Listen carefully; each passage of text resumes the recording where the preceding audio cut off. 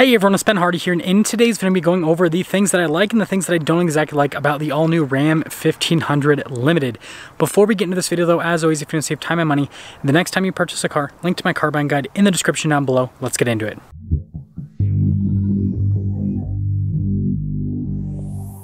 Well, let's start with the number one thing that I like. And that happens to be the exterior styling of the Ram 1500 Limited with this night edition package. I love how you've got like the venting there on the hood, how the grille is all blacked out. I love these 22-inch wheels, even though I'm not usually a fan of 22s. I think they look great.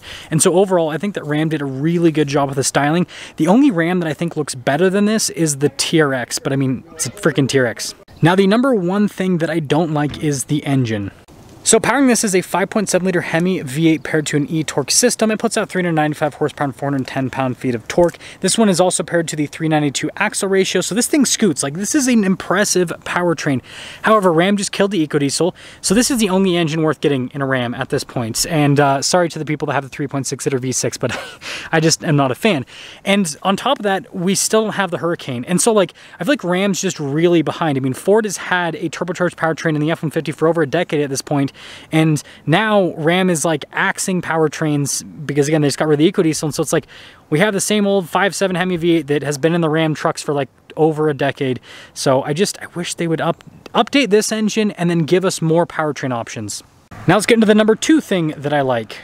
And well, it's actually the air suspension. So the air suspension on the Ram 1500 Limited is standard. It's 4-corner air suspension. It lets you do cool stuff like level it. So I can press this little button here on the key fob and that'll lower it down. So it makes accessing the truck a little bit easier, but the truck has power running boards, so it's already easy to access. It's a really cool system. It helps out the ride quality a massive amount. I mean, this is probably the best riding pickup truck out there besides probably the Ram TRX and the new Gen 3 Ford Raptor. Those with the big off-road tires and the active shocks, just best ride quality ever, but still, really solid system. And that actually leads me to the number two thing that I don't like about the Ram 1500 Limited. And guess what? It also happens to be the air suspension. So yes, I just talked about how I like the system, but the thing that I don't like about the system is it feels old compared to other air suspension systems that I have experienced. My wife and I happen to have a new Land Rover Defender, and that air suspension system just seems to be calibrated better. Like when you have it all the way up, it still feels like it has pretty good ride quality, whereas this, when you have it all the way up, the ride's pretty harsh. And then it also raises and lowers faster, and so I feel like they should just, you know, do a little bit of work to make the air suspension system a little bit more like Land Rovers, but make sure to not have the Land Rover reliability. That's the one thing.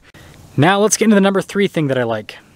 And that is the interior of the Limited package. So everything's all blacked out. I usually prefer contrast, but the interior materials with this truck are frankly so nice that I can kind of look past it. But just look at this. I mean, it's crazy that we have pickup trucks that have interiors that are this nice. I mean, I remember when I was a kid, it's like pickup trucks, like cloth everything and just like plastic like this just everywhere. And so it's just impressive, and it's a really nice interior. And I feel like even though we have the new Denali Ultimate and we have the new Ford F-150 Limited, this is still a nicer looking interior in my opinion. Like the overall design and the material use, it's just top notch. And so that leads me into the number three thing that I don't like. And it's actually this thing right here, the adaptive cruise control. Now, it's actually a pretty good system.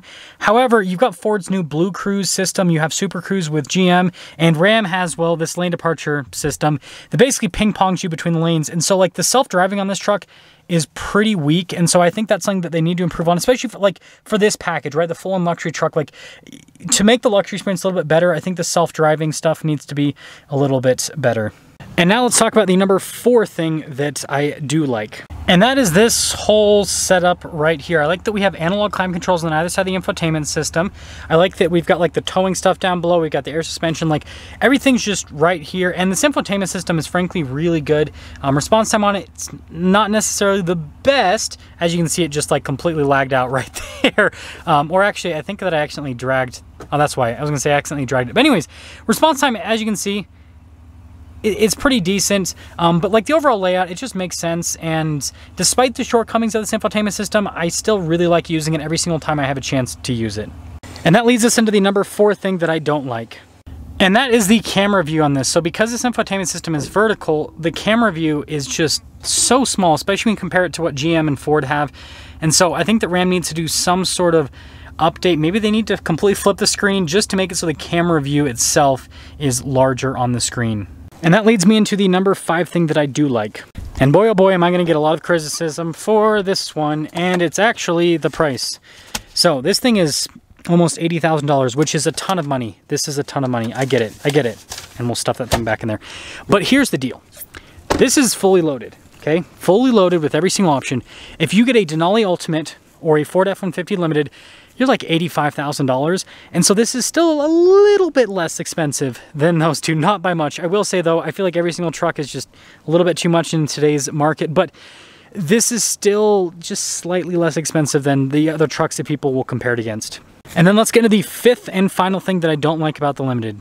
This is something that I have a gripe with when it comes to pretty much every single Ram right now, and that's Payload.